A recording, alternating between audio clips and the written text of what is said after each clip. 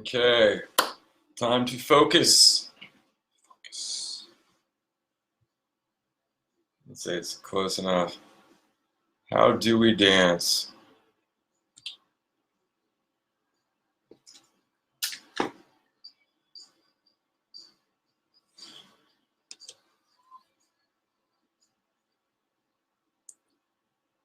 Fair is fair.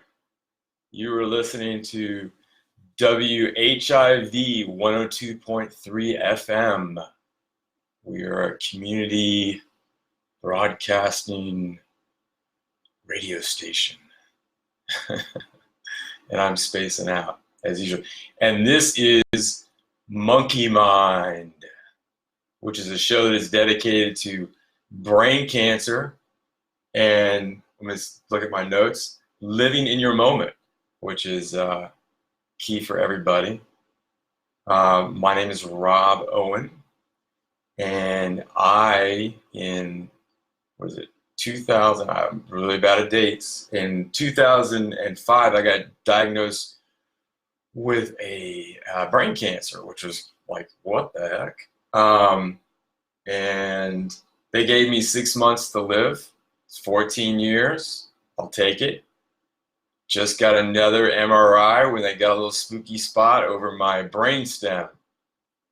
So we've got the beautiful sounds of Red Priest playing in the background to keep me company because I'm alone in the station, ranting and raving and sending out some words.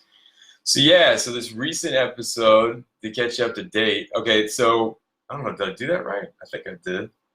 Yeah, okay, so I'm a GBM survivor, 14 years. That's pretty cool. I related a lot of my getting brain cancer, which I think came on pretty slow, because most people are surprised that I have good motor skills and can speak pretty good. Though right around the surgery time of it, I had very poor speech patterns. I couldn't stay on topic. I would drop out on all the time on what I was saying, and but prior to that, I got a lot of just patience with myself. I really started trying to practice that. I don't know if I mentioned it. I had a lot of negative speak, like really bad, where I was feeling depressed. In fact, that's how I got diagnosed with the brain cancer. Finally, is I was going to try to get on antidepressants, and I saw a chiropractor. I went to all these different things. Like, what's going on with me? And I was hiding it from a lot of people because I felt embarrassed about it. Because it came on, I guess, the pressure that was building up in the brain caused me to, I don't know, just get. It just really seemed I was like getting just dumber and more ignorant. I couldn't remember stuff. I was, I've always been kind of spacey, so it just amplified everything, I guess, or made it worse. And it was giving me headaches too, because the pressure thing, that was pretty brutal, where it would clear out every thought I had. And I was trying to hold down a job. I was married, had a mortgage, and all that good stuff. Some beautiful kids. So I was trying just to fake it till I made it. And so it was like headaches. So I didn't really know what was going on. And then I started getting, I think,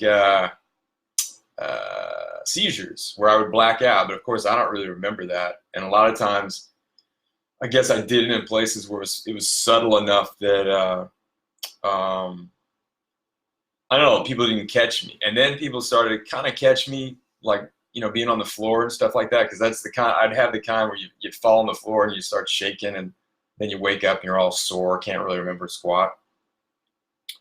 And so that was a trip. A big eye opener, just like kind of facing like people telling you that, you're going to die, like sooner as opposed to later. But I think that's a good kind of lesson to take on, even if you're healthy as a horse, to really appreciate your moment and be grateful for everything.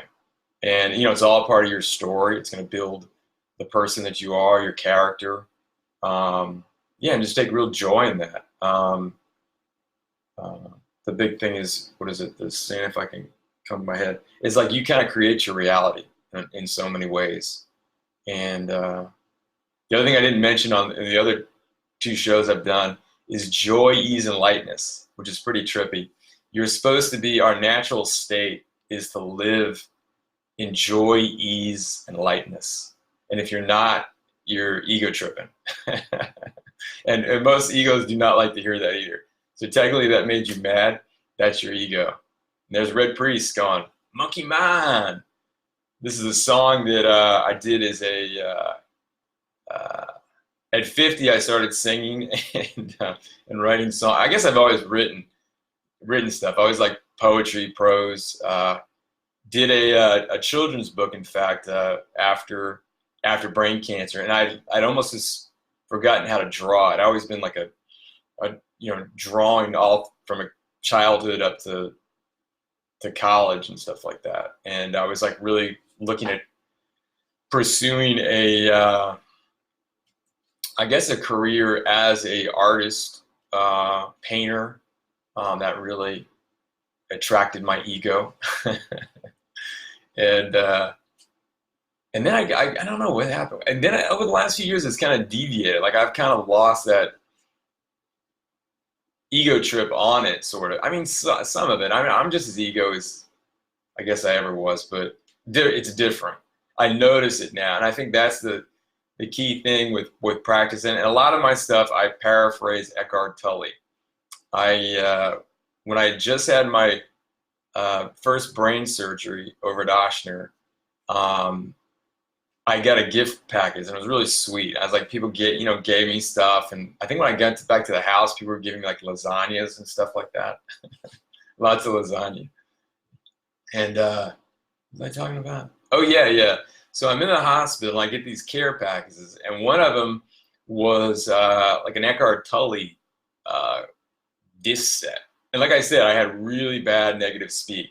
Though I was practicing some pretty healthy, trippy, mind stuff where you talk yourself through it. But man, is this my thinker, which is another word for the monkey mind, was just really intense, and I was really kind of into it. I romanticized a lot being depressed. Like I remember as a kid, I loved what was that? I think it was like Cat Ballou with Lee Marvin, because he was like this depressed cowboy on this broke down horse, and I just thought it was the coolest damn thing.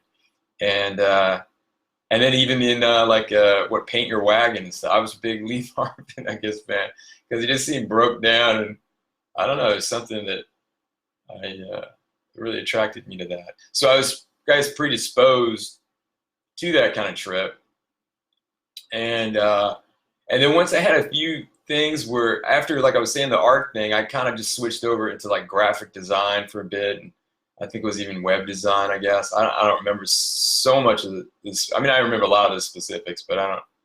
I don't know. I just the creativity of it, the narrative of it, I kind of lost, and it just made me feel like I really kind of copped out on myself without even really, going up to bat. I just kind of took a road, but I did it. It had its own perks to it. And yeah, I got a family. Like I said, I got 2 beautiful babies. Marriage didn't work out, but yeah, no, it was cool. What was I gonna say on that? But yeah. Oh, and I did this rehab. I did. Okay, I also had a retail shop when this kind of cancer started really kicking in, and I guess I had it, like I said, for a while. I just didn't know what the hell was going on. I was like, it's kind of funny. I started a surf shop in New Orleans, and it actually did okay. And my ex-wife was part of it too, big part. And so yeah, so that was a real trip. But I mean, it was just. I remember one story. I was having a UPS delivery, and I guess I don't have any point of references as post or pre brain surgery, but it was one of the things, and I guess it had to have been after. I was in the shop, and I guess I was having seizures, and I hadn't had the medication. And what they finally hooked up with me that cleared up my seizures was I think a medication called Keppra, and it doesn't work for everybody, but it nipped mine in the bud, and it made me kind of a little extra dopey, and I didn't really like that. Anyway, so I'm at the retail shop, and we get clothes, bikinis, so there's like a lot of beach wear, which New Orleans syncs up pretty good. And we actually sold surfboards, skateboards. We were legit. Anyway, so I would work a lot of times because we were trying to earn as much money as we could. So I would typically work by myself and stuff. Like, so I would have seizures alone in the shop and just pass out. And one time I was hanging bikinis on this like homemade like little rack that was like an island rack kind of thing, but it was like could topple easy. And so I had a seizure and I knocked all these bikinis down that I was trying to hang up, and they were like all on the floor and all spread around me. And the UPS guy comes in. He's like, "Hey, I got a delivery for you. You got to sign this." So he's standing over me, and I'm laughing, trying to balance this thing from the floor. So I remember that part because I'd come to. And I just remember laughing at it because I just couldn't do it. And he was like, "Listen, man, I can't stay here all day. You're going to need to sign this." So he hands down, I'm on my back laughing, and he hands me the clipboard to sign it. And I sign it or whatever he had. And then the next day I was like, "Man, you left me alone on that floor." I was like, I was having a seizure. And it was like, "Man, that ain't right." All right, Richie, cool. What are you doing coming here? You're going to so distract me? What's going on here, Cancer? I'm trying to do my show, man. I'm going to sit and listen because you're really enlightening me. Oh, I am? Yes, oh, my goodness. Are. Awesome. I had somebody else tell me that the other day. I'm taking the #1 chair today. I got things to say. Uh-oh. Well, this is the next show for you, young man. Unless you have something about cancer. Do you have? Well, keep going. It's all affected us all. I got you, for sure, I'm just going to listen. So okay. Continue. Span of like a small bug. So now I'm just staring at you.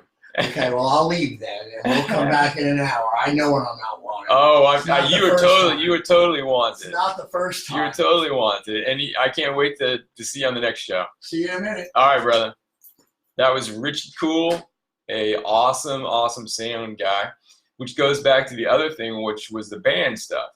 So Richie Cool's big on the music industry and tweaks sound and stuff like that, and as a part of the next group that I'm a part of, which is brain injury. Like I had brain cancer, so they took out, a decent chunk of my right frontal lobe for that first surgery. The new one is over my brainstem, and they can't really go in and biopsy it. So it's looking like it's a what they call, they do degrees of it. So it's like a 1 or a 2. So I think it's slow growing, which I think my other one was too. But anyway, they just did an MRI, and I've been on this new for maybe like 2 months now. But like I said, I really put no attention into dates or time like that. Or at least I try. I guess I try not to as well, so that doesn't help. It goes with trying to be in your moment, because it's like nothing. There is no past, and there is no future. There's only now, and it's always been the case. You're never going to do something in the future. The past ain't here. Enjoy your present moment. Really take in that breath and ask yourself if you're breathing, which goes back to the monkey. I know I just really rambled on that one. Yeah, well, that's how I roll. And how I've learned to deal with it, like I kind of quit stressing on that, because I was just like, man, I got to make peace. I got to make peace with that, and not stress on that stuff. And there's like good stress and there's bad stress. I'm talking about that one that doesn't help you out at all. I mean, it just makes you feel stressed out, like a negative. Doesn't give you energy, not the fight or flight kind of thing. Yeah, it was like, I'll go into my kid's book. So anyway, so after I lost, my partner did not want to do the surf shop with me. I'm not sure she really wanted to be married to me that much either. But anyway, so she really wanted to close it down, and we had BP. There was other extenuating circumstances with it. So it got complicated. I remember people walking by the surf shop with the door open and stuff, and they go, "Who'd buy who's going to go to the beach now? Because we had that oil spill out in the Gulf and stuff like that. So pretty hairy.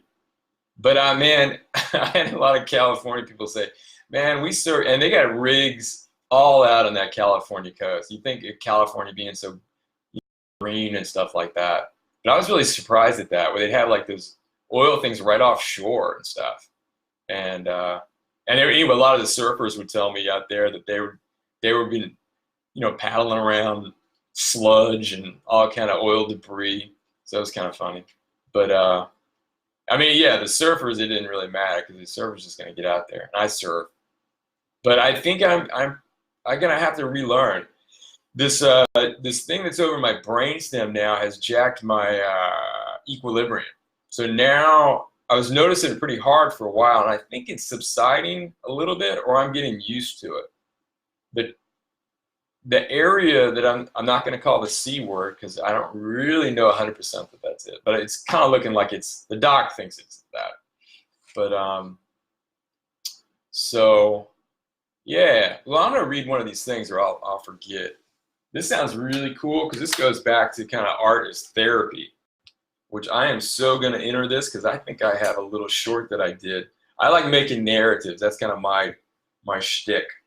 So I did a children's book called Spy Boy Cheyenne and 96 Crayons. Because one of the things I was trying to do at this surf shop that never worked out is I wanted to make a full quiver. And a quiver is just, like your archery thing. But in like the surfing terms, you have different boards for different types of waves, size, etc.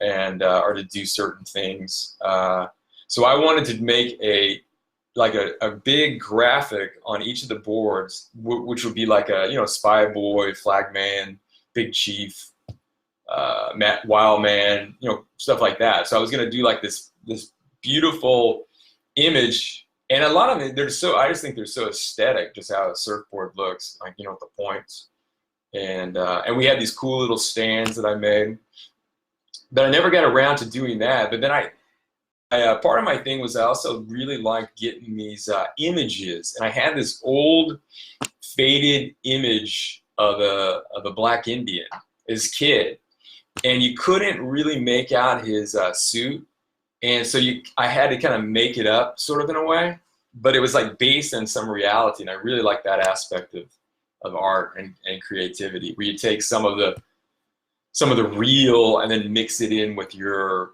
mythology or whatever it is. So anyway, I'm going to read this thing. It looks like it's a film festival that the station is holding. It says 102.3 FM WHIV proudly presents No, also known as Film New Orleans. We are now accepting submissions for the Health and Justice Film Festival, which will be 29th through May 31st at the Broad Theater. Man, I really like that theater. That is a really cool theater, and it used to be like a boxing gym. And the boxer got into film when he retired, and he made some like B movies. And I was gonna pitch it to him. I haven't done it yet. I want to pitch to him at Broad Theater Film Fest on that guy. That would be pretty fun because they're kind of like those campy kind of B movies. So that'd be cool. We aim to generate discussions and mobilize. So this is back to the film fest that the WHIV is having. We aim to generate discussions and mobilize audiences around health justice through impactful films and moderated panels.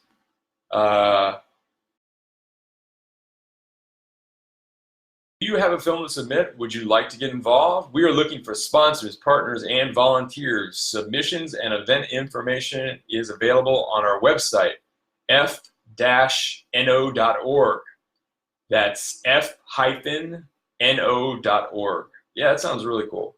I'm going to do that. I was going to try and do that with a coffee shop, but they wanted like a horror short. But this would relate to health, because I noticed and I've gotten a lot better, and I do it less and less. But if I want to get something done, I pretty much have to set an alarm, or I have to make a list. And I noticed that when I went back over some other lists, I noticed that I had no clue what it meant or who the person was, sometimes with a number. So I did like this short film like a few years back on that. and it's kind of funny. So yeah, I'm gonna try and submit that one. Don't have to, but I'd like to film some more stuff too. That's kind of goes back to like the creativity, like I was saying about the children's book. So when the surf shop went down, the retail shop, all I had was I was starting to draw this little black Indian all the time, and I just really I didn't catch it at first, but when I was actually because I illustrated and wrote the book, and so when I blanking on what I was saying. Yeah, so when I started doing it, I didn't realize it because I used to just love comics and children's books when I was a kid, and one of my favorites, I guess, was always that Where the Wild Ones Are, and I was mainly more into the art. I noticed like a lot of the stuff, I really was not reading it. I was more or less just looking at the pictures and just kind of making up my own story. Even a lot of times I say with the comic books, which is kind of funny. But I mean, a lot of it's not very good. I was going through my comic collections because I was trying to sell it, and I was looking, and everyone is like fighting. It's like episode 21, he's fighting this person, then he's fighting this person the next episode, and then fighting and fighting. And I was like, man, that's getting a little redundant. And that's actually what they said with my kids' book. When I wrote it, it was a lot longer, and it's first-person narrative, so it was like basically, I just kind of wrote about myself kind of as an 8-year-old, as an Indian, a black Indian. And it was just really fun. It took a life of its own. I don't know if you ever done it like a creative thing where it's almost like you're not doing it after a while. It's something else, and you just can just like sit there and just write it down. It's like a dream kind of. And what was I talking about? Man, I don't know. Anyway, it was a lot of fun to do, but I'd pretty much forgotten how to draw. So, because I hadn't been drawing in a while, and I'd been doing so much, I guess, computer stuff. That was a real brain suck on that. And even now, I'm not. I could still draw, but it's not like I used to.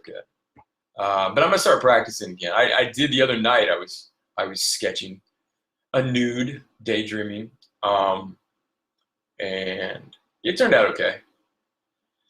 But I kind of like it where you just, you don't think. It's such a beautiful thing to not think and to just be and just do or not. I mean, I remember this one I was so intrigued by, but I never read the article. It was in some Buddhist magazine. This really good friend of mine had given either me or my ex-wife, and I think the cover was How to Stop Doing and Start Being or something like that. And I was like, yeah, man.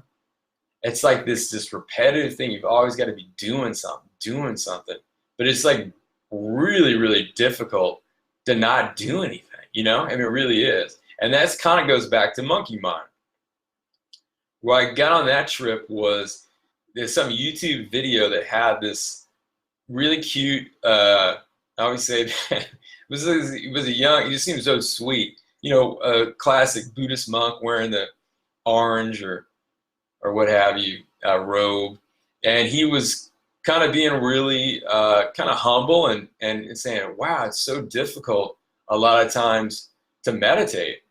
And he's like that, the mind, the thinker, just wants something to do. It just doesn't care what it is. It can be tormenting you. It can be just, whatever crazy thing that it wants. It just wants something to do. And I guess that relates to our evolution, maybe on surviving, like staying really active and motivated to do things, which is why we're still here. That and breeding. But all right, I just lost it again. But yeah, I may lose that one story. Anyway, so I had forgotten how to draw, so I sent in I didn't have anything really to do, and I was really worried because I was still pretty messed up. That was like the time period I was kind of, I guess, having difficulty talking, but there was nothing worse than seeing me on the register at that surf shop. I mean, I was sweating bullets doing that thing because it wasn't one where you could see the screen, so you had to remember what you were doing, and I just I couldn't. I just wasn't doing it, and that was a trip. I was glad to see that thing go. Anyway, so yeah, after the surf shop, I didn't know what to. I was like, oh man, what am I gonna do? I mean, I'm so to work for somebody else would be so messed up because I'm just gonna jack stuff up. When I work for myself, I mean, I can mess up pretty bad, and I can say, okay, well. Uh, so yeah, it was a trip. Yeah. So anyway, so I was like, yeah, well, I'll write a kids book. Yeah, I'll do that. I'll make a a kids book on this character. That was from that surfboard idea that I sort of had that never came to. That was just, I guess, too much money too, because I don't know. That would have been more of an art project, an installation. But they already surfed. I mean, I was definitely gonna make that. But anyway, back to the thing. So yeah, so I didn't know what to do, and then so I started. I remember I was telling people, well, I'm gonna write a children's book, And I mean, when you mention that, it's like everybody and his brother.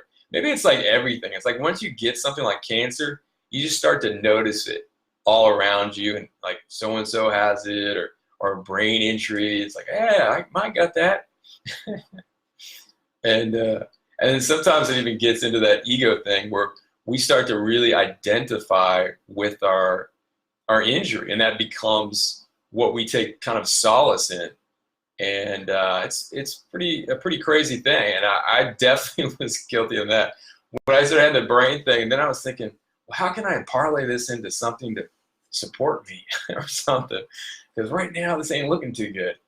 And but yeah, so I was really kind of pretty confident that I could do it, or at least I liked it. I just really liked the story, and I really liked the character, and yeah, so I just kind of tripped at it, and everybody was like, "Yeah, right, you're gonna write a kids book." And then I kind of went online trying to figure out how to do it, and I looked at who out there was doing so I didn't go into it just completely ignorant. I mean, I tried to rationalize what was the best approach for my story, who was the best publisher to have it. It was always, I didn't want to really tackle, yeah, I didn't, because I don't think anybody believed in me to do the book. So I sent it into a local publisher, and they liked it, but they were all about the action, kind of going back to the comic books thing. We want more action. It's like more than hearing the kid talk, because basically it's in the moment, which goes back to the same. So the entire story is like alive, like you're thrust into the first of a parade where they're about to go masking.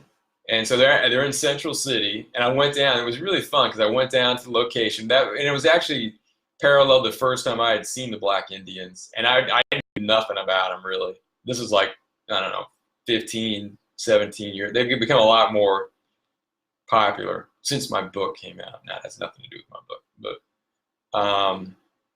yeah. So I was like Central City, just walking around. This is like, I don't know, 20 years ago. Shoot, I don't know.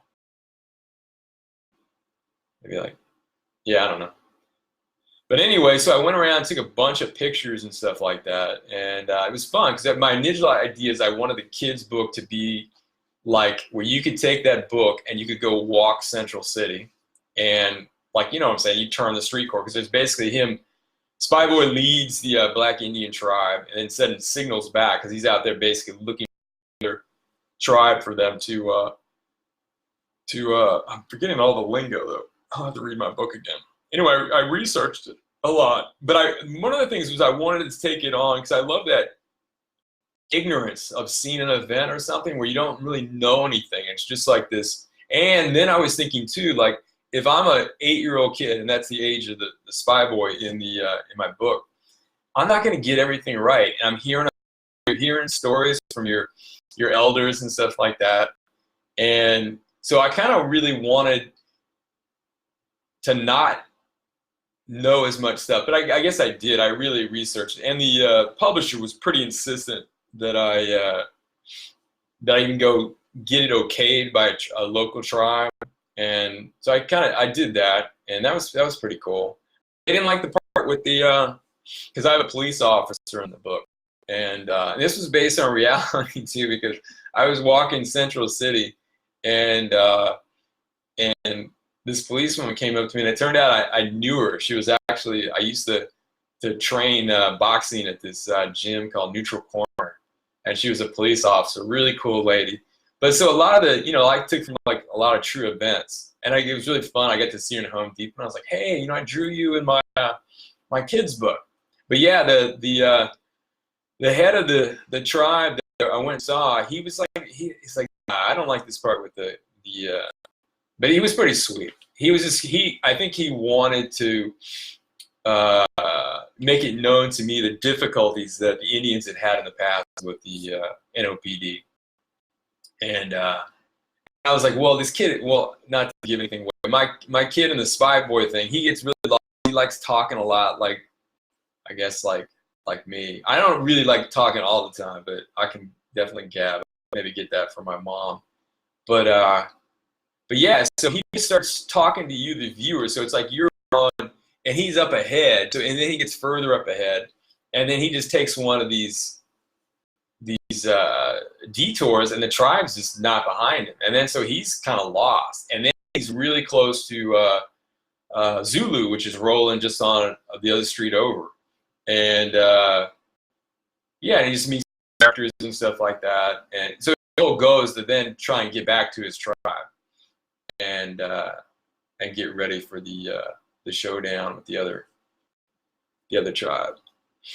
And yeah, so it was really fun. But they were like, you would have more action. I was like, well, man, I like my story. I was like, I don't want to put in just any old thing. And then so I was pretty adamant about that. And I was like, I'm kind of stubborn on, especially with my art or creative stuff. And because I don't really believe in art by committee. I think it has a tendency to almost dilute everything. Yeah, I'm not big into that. But anyways, they said, well, Rob, we're not going to publish it unless you do some compromise. And I was like, all right, compromise. So I just added, what did I do? I added like, I don't know, him running with his dog, because my dog's in it too, because it's like, or my dead dog. It's, the story's called Spy by Cheyenne, and that was my dog's name, and 96 crayons. The kid likes crayon colors and calls everything by the exact crayon name. Like they got Funky, what is it? Purple Mountain Majesty and Tickle Me Pink, stuff like that.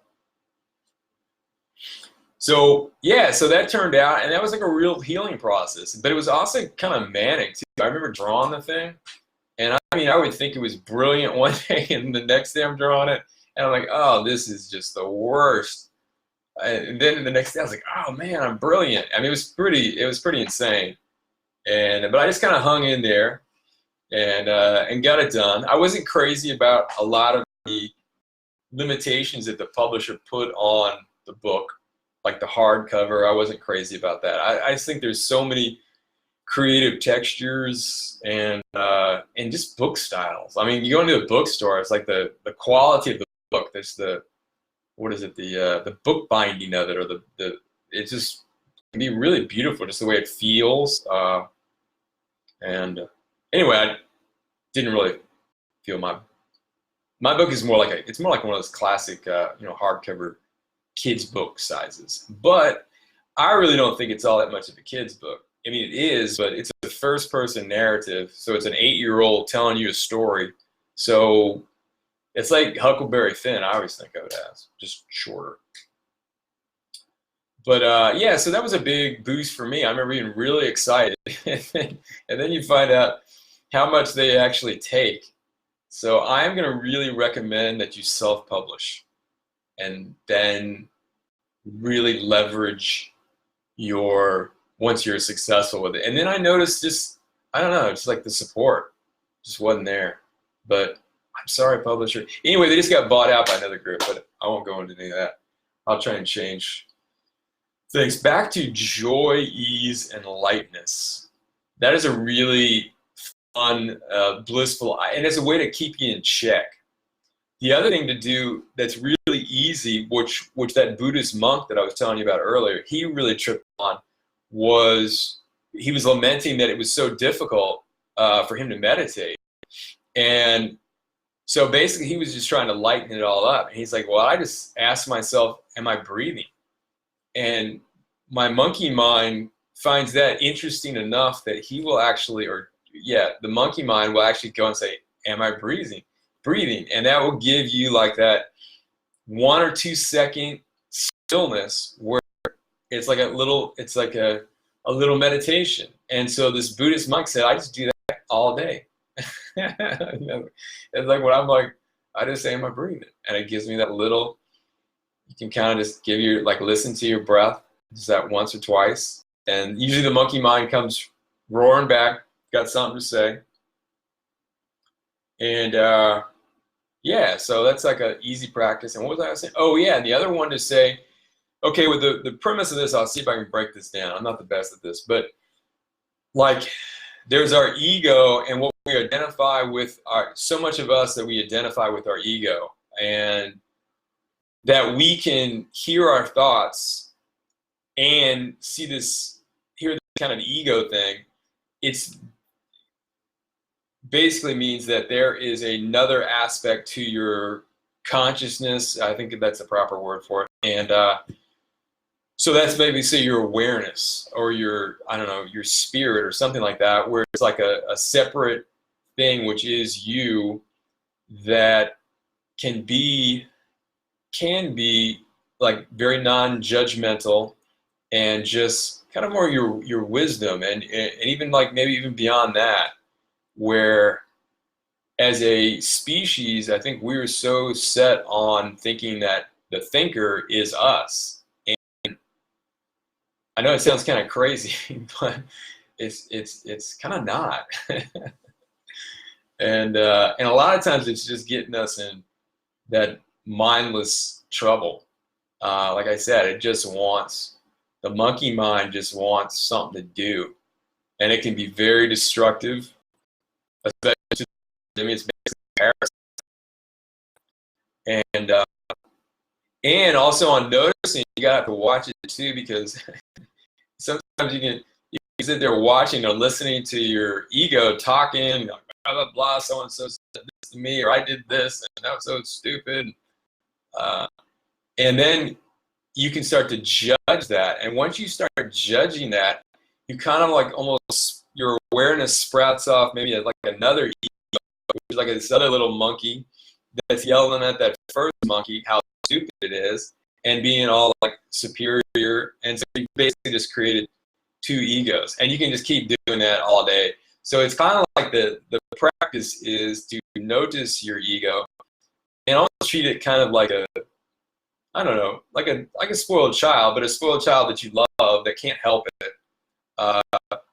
Maybe that's not the best analogy, but something like that, where it's like you look at it as, oh, you poor thing, you're stuck in that, and that's not really me. And so it's that, and it's also I was doing on the first show. I was saying that you wanted to just constantly repeat like loving yourself and forgiving yourself, and then being in your moment, because you just can't mess that up. And what I mean by like loving and forgiving yourself, it basically boils down to not judging. So it's like, it's almost, it's like accepting. I mean, it's like when you love somebody, you just kind of accept them, for what they are. You, of course, if they have faults that are unhealthy, you of course want to be there for them and help them and for that. But you kind of accept them for what they are, and you appreciate at that. And I feel bad drinking my plastic bottle. I watched a documentary that Jeff Bridges did. It was really cool. But I have bought out my metal plate, but I'm recycling this plastic. Promise. Getting all dry there. Okay. I guess in a quarter hour we'll read this other one. Our announcement to read in a bit. But yeah, in this radio, I mean, everything you can use as like kind of rehab if you have it. And everybody is going to come to this state, either not necessarily cancer, but cognitive issues. I mean, it just seems like it's par for the course. And but it's so much about being in your moment and being grateful. Like I really started practicing that, especially with this reoccurrence, because I had 14 years where basically I was just doing MRIs, and then on like these last few years, I was just like, this is all looking the same. I mean, I'm just no activity. The tumor growth or changing. And what I had was really, really bad. A GBM is like a glioblastoma or something like that. It is really, really bad. In fact, I've never met another person that had one. And I tried, but I think they're out there. I just got to try again. This was some years ago where I put in some effort and then I just got distracted. Because I think maybe that's what a lot of people are doing. They're surviving this and they're just kind of saying, hey, I really don't want to make this a part of my ego life. I want to move on. But it is nice to share the experience with others that are going and trying to make yourself more available because it spreads out there. And I think they're coming into a lot of new technologies, though I'm not 100%. But I did ask my doctor, I was going to interview him in my last meeting, but then I kind of copped out on that. What I write down. So yeah, man, I'm having a hard time getting my bloody chemo from a Walgreens. It kind of blows. My new, I guess, it's like an oral tablet chemo, so it's not like the injection kind, which is awesome. That I don't have to do that at the moment, but who knows? I'm open. And I never like getting too cocky with this stuff. I really don't. Like that might be like a superstition or like a jinx, but yeah, I always watch that. I never get like, yeah, I beat this sucker or something like. I never do that. I'm always kind of like, let sleeping dogs lie, and let's just be grateful for what we have. Because I would like to hang around, but I think there's also that sidetrack where people get so obsessed with quantity that you lose a point of your quality. You know, like really appreciating the life that you have. And yeah, it's just like this survival, and it kind of missing the point, I think, of the life experience. But yeah, anyway, so I asked him some questions because I was telling this earlier. It's like when you have something, you probably had the same. If you have a cold or something, whatever it is, you notice like, hey, everybody and his brother has one, or you're writing a kid's book. Okay, everybody's writing. But anyway, so I asked my doc. I was like, man, does it seem like they're getting more and more brain cancers out there? Because it seems like it to me. And then I was like hearing like the cell phone thing, like the cell phones emit radiation and all that, blah, blah, blah. Anyway, he said no. I think he kind of said no to both. But I'll have to remember to talk about that more because I think a lot of research that is based is really pretty faulty, especially in the medical community. You have to really look at the source material. And that's like with scientists, lawyers, doctors, all that. You can find any one of those groups, you can find somebody to say anything that you want to hear, pretty much. It is out there. But I lost what I was saying. Anyway, so he was saying no, doesn't have to be a big increase. And I can buy that. I mean, there are more people. Yeah, I don't know. But anyway, he was saying no to that. Origins. And then I was telling him, this is pretty fun. I was telling him what I told y'all earlier is that I thought I kind of almost gave myself brain cancer because I had brain origin cancer. So it didn't metastasize out of my body in my brain. And once you get cancer in your brain, it pretty much stays in there because there's a blood-brain barrier. And that's why they can't really tell 100% that I have even another cancer right now. So I'm kind of sticking with that. And they said, okay, wait, it was origins. Oh yeah, okay. So I told him, I was like, Doc, I think I gave myself brain cancer because I was so negative, depressed, man. When I was alone, sometimes I was like crying. I was so bad off. And he just looked at me like no, you didn't give yourself. He was like patronizing me like an ego, like you should. But he did it in a sweet way though. He's like, you did not. It's environment, whatever, genetic. But I don't know about that. I think I really just wore myself down, and it's like your immune system. I think you become more susceptible to cancers, which cancers, as I understand, and I also should probably say this at the front. I am not in any way a medical professional, so half this stuff I say, I don't know what I'm talking about. I just make it up as I go. but I'm trying. And yeah, and so he was saying, okay, I just switched on. Diet's been a big thing with me too. I just started doing a carnivore diet, which is really, really high. I think it's even high. I don't know. It's basically eating a lot of meat, and I like meat. So, but I think I'm gonna quit on the chicken. I don't think I'm into chicken anymore. It's a good, what do you call it? To test your immune system. So you could start adding in foods to it if you so choose. Though apparently all the nutrients are in meat. And our evolutionary thing, we spent millions of years as hunters gatherers, and basically we were just migratory people following herds and eating meat. And really, vegetables and fruit were just not as worth it. And then also we were fasting a lot because we weren't always successful. And so that's another thing that I also do. But I notice I am maybe dropping a little too much weight. But anyway, it's all good. I'm just kind of skinny. But anyway, I was asking about fat in the brain. I don't know if he's that big. My doctor's that big into the dietary aspect, but I'm more into that. I think that's something there.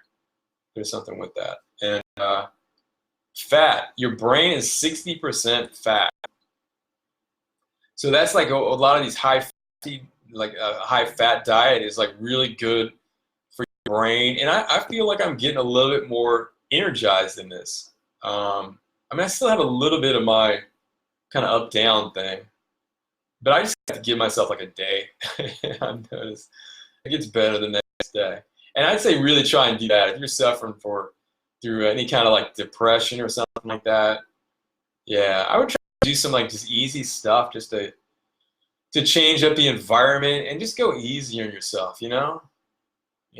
just go easy. Let's see if I have any other. I guess I didn't take the greatest notes on this thing. Oh yeah, I found out my tumor, like I have like a hole in my brain on my frontal lobe, and I always thought it was like a kiwi, like a perfect like little, like egg kind of shape thing. And then I found out the other day I was at that MRI, like I was telling you all about, and the last one, and it was like this really organic looking like S, really funky. So, and I remember one time I was on a beach. I was on the beach in California, and I had a friend of mine. We were just sitting out there talking, and I had just gone through some chemo, and we'd taken a trip out there. And I was sitting on the beach, and he's like, "Rob, what you telling me?" He was a doctor too, and he had lived in New Orleans and was a fan of the surf shop we had. And then so we took a trip out there and visited with him. Super cool guy, and he was like, "It just doesn't add up, dude. That you got a GBM in your right frontal lobe, and you're sitting here talking to me, and you're moving around." I gotta say, it did not help my surfing any. I will say that. And being cold, whew, that didn't help at all either, man.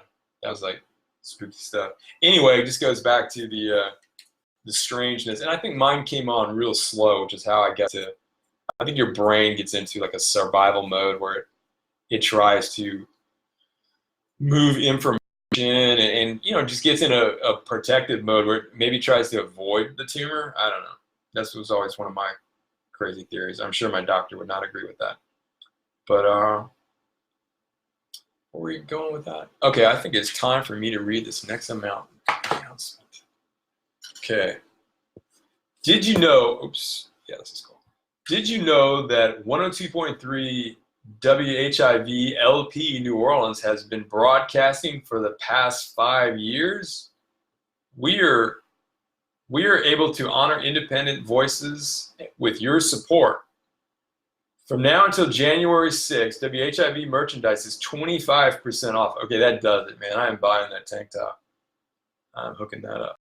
They have some really cool logos. They have a really cool logo, like an old school mic with like lightning bolts kicking off of it. It's typically black, and with the within the logo being white, so it's nice and punchy. So from now, I'm gonna read that again. From now until January 6th, WHIV merchandise is 25% off. T-shirts, hoodies, fanny packs, and more. Great gifts. Ooh, you're right. Or treat yourself. That's what I'm gonna do. simply go to WHIVFM.org and click store. That's WHIV.org. Thanks, y'all. We are not a radio station. Well, we are kind of, but we are not a radio station with a mission. We are a mission with a radio station. End all wars. In fact, the show coming up, we actually did an episode. We really tried to break down how we could end all wars. And I think it boiled down to a very personal thing where you really just practice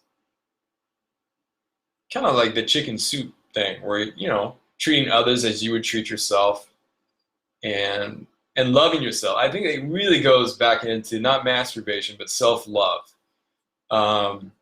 where you really practice, because there's so much of, I think, the hostility we kick up is this whole ego thing, and it's like this self-loathing thing, which I had, which I thought gave me brain cancer, but yeah. So it's a crazy journey. It really is. But I swear, just really accept yourself. Oh, I see Red out there jamming on that. Yeah, you're right. He's hearing his tunes. Anyway, then I'm gonna go and I'm gonna find my theme song here. And this is a song I wrote at 50 and 50 years old, which I still feel like an immature baby most of the time. But yeah, it's been a lot of fun. And okay, Red just came in. Now I'm hearing my background voice. Red, what are you doing to me? So Red, the illustrious Red Priest. Didn't know there was a delay. Yeah, that's what they always say. Like when you do a. Yeah, that's what they always say. Like when you do. I'm trying to get it off. So.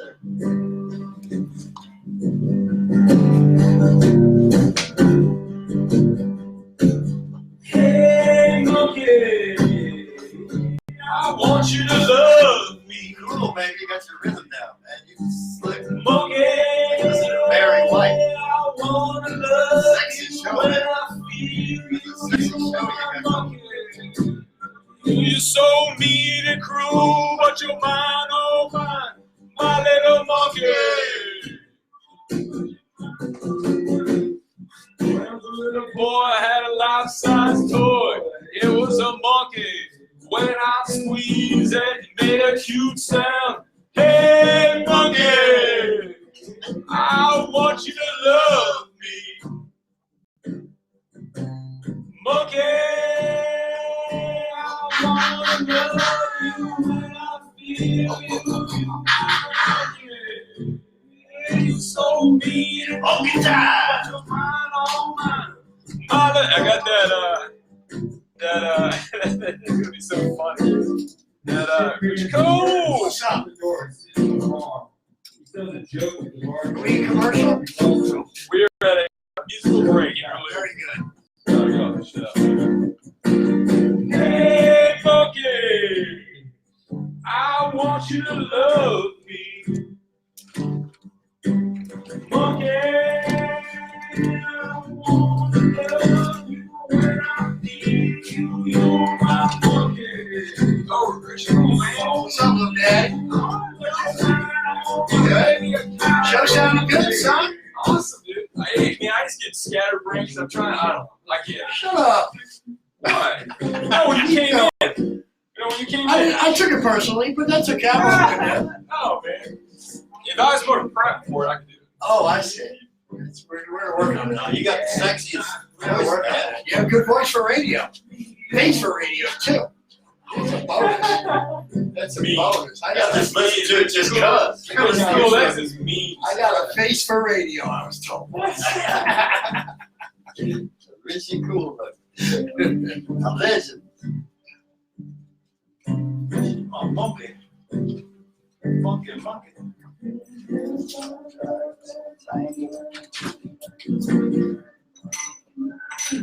Whoa, more, man. Woo.